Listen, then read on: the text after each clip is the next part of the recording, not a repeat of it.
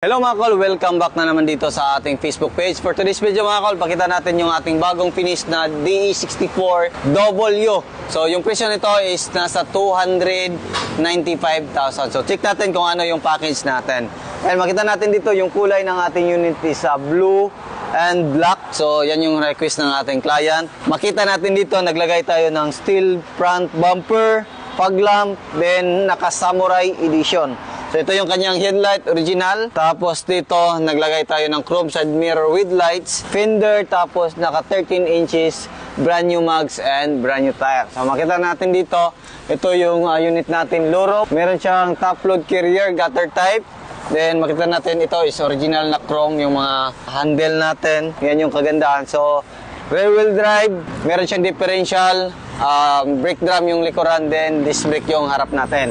Makita natin dito, ito yung third light natin, wiper. So, ito yung backlash ng ating every wagon. So makita natin dito, nakatayo na din yung tail light. Yung mga ganitong tail light is, ito lang yung mga tail light sa DE64W.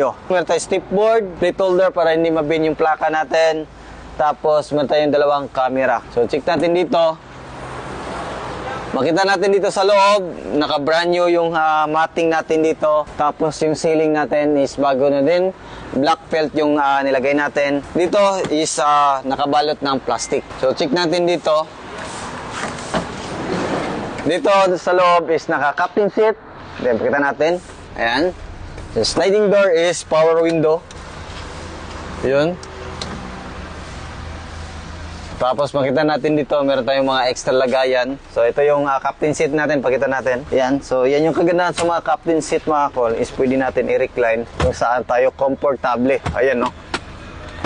Ito natin, tapos pwede natin yan i-move forward kung kailangan natin ng malaking space sa likuran, or kung hindi naman is pwede natin yan i-atras para malawak yung ating legroom. Din yung kagandahan nito mga kol is pwede natin to i-fold para kung kailangan natin ng space is malawak yung space natin. Pakita natin. Yan, pakita natin doon. So yan yung space ng ating minivan. Tapos yan, ito yun dito. So, yan, pwede tayo humiga. Tapos ito naman yung space dito. Diba? Napakalawak. So dito naman check natin. So meron tayong freebase, jack and tie wrench.